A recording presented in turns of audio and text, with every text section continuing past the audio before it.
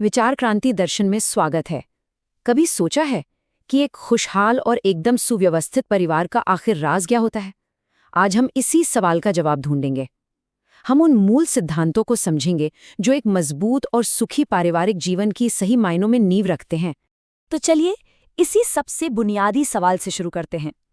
एक खुशहाल और आगे बढ़ते हुए परिवार की असली नींव क्या है? क्या ये पैसा होता है, या एक बहुत बड़ा घर, या फिर कुछ ऐसा है जो इन सब से कहीं ज्यादा गहरा है? देखिए, इसका जवाब हमें मिलता है पंडित श्रीराम शर्मा आचार्य जी के ज्ञान में। उन्होंने 3 बहुत ही सरल लेकिन बहुत शक्तिशाली सिद्धांत दिए हैं, और ये सिर्फ कोई विचार नहीं है, बल्कि ये एक खुशहाल और सामंजस्य से भरा जीवन जीने का एक पूरा का पूरा ढांचा है। आइए इन्हें एक एक करके समझते हैं। तो हमारा पहला स्तंभ है सहजीवन। अब देखिए, सहजीवन का मतलब सिर्फ एक छत के नीचे रहना नहीं है। नहीं, ये तो एक कला है। प्यार से, सद्भाव से, एक दूसरे को समझते हुए और सपोर्ट करते हुए साथ जीने की कला। और इस विचार के केंद्र में एक बहुत गहरी बात छिपी है। पंडित जी कहते हैं, जब हम स्व से ऊपर उठकर सर्व के बारे में सोचते हैं, तभी सुख का जन्म होता है। इसका सीधा सा मतलब ये है कि सच्ची खुशी मैं के छोटे से दायरे से बाहर निकलकर हम की बड़ी भावना में ही मिलती है।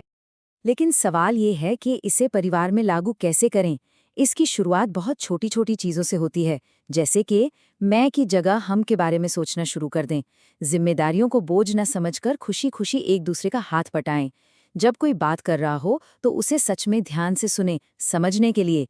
कोई भी फैसला अकेले नहीं, बल्कि सबसे पूछकर मिल कर लें। और सबसे ज़रूरी, एक दूसरे की कामयाबी को अपनी कामयाबी मानकर जश्न मनाएं। सहजीवन के बाद आता है हमारा दूसरा स्तंभ, प्रगति।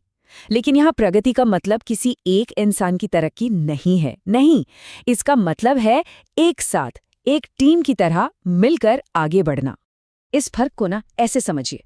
एक तरफ है किसी एक व्यक्ति की सफलता, जो एक अकेले धावक के रेस जीतने जैसी है। ये एक उपलब्धि तो है, पर अक्सर अकेली और एक दायरे में सीमित होती है।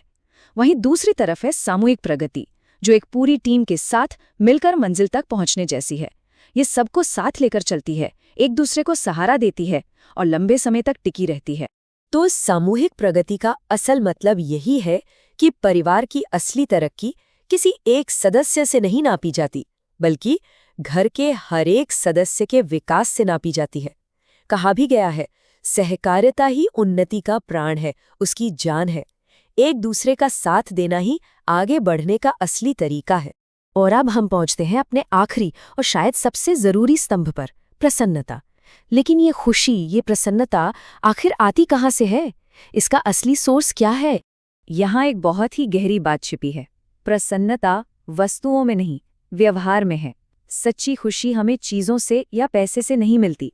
ये तो हमारे कामों से, हमारे रिश्तों से पैदा होती है। हम दूसरों के साथ कैसा बर्ताव करते हैं, असली खुशी की जड़ वही है। तो फिर परिवार में खुशी का रास्ता कैसा दिखता है? ये रास्ता बनता है समझदारी से, एक दूसरे के साथ तालमेल बिठाने से, बिना किसी शर्त के प्यार और दयालुता बांटने से, सिर्फ पाने में नहीं बल्कि देने में असली खुशी खोजने से, और घर में अच्छी पॉजिटिव बातचीत से शांति का माहौल बनाने से। तो अब तक हमने 3 स्तंभों को देखा, सहजीवन, प्रगति और प्रसन्नता। अब आइए देखते हैं कि ये तीनों मिलकर एक खुशहाल परिवार के लिए एक पूरा ब्लूप्रिंट, एक ठोस नक्शा कैसे तैयार करते हैं। इन तीनों को मिला दे तो एक बहुत सीधा और सरल फॉर्मूला बनता है। सहजीवन यानी प्यार से साथ रहना, प्लस सामूहिक प्रगति यानी सबका विकास, प्लस सच्ची प्रसन्नता जो अच्छे व्यवहार से आती है। जब ये तीनों मिलते हैं तो नतीजा होता है एक सुव्यवस्थित परिवार। यही समीकरण है एक सफल पारिवारिक जीवन का। और सबसे ज़रूरी बात यह है कि ये सिर्फ कहने सुनने की बात ही नहीं है। जब हम इन सिद्धांतों को अपनी ज़िंदगी में अपनाते हैं तो तरक्की और खुशी अपने आप हमारे जीवन में आने लगती हैं और एक सुंदर भविष्य की नींव तैयार हो जाती है। अगर हम साथ मिलकर जीना सीख लें तो प्रगति और प्रसन्नता खुद ब खुद हमारे दरवाजे पर दस्तक देंगे।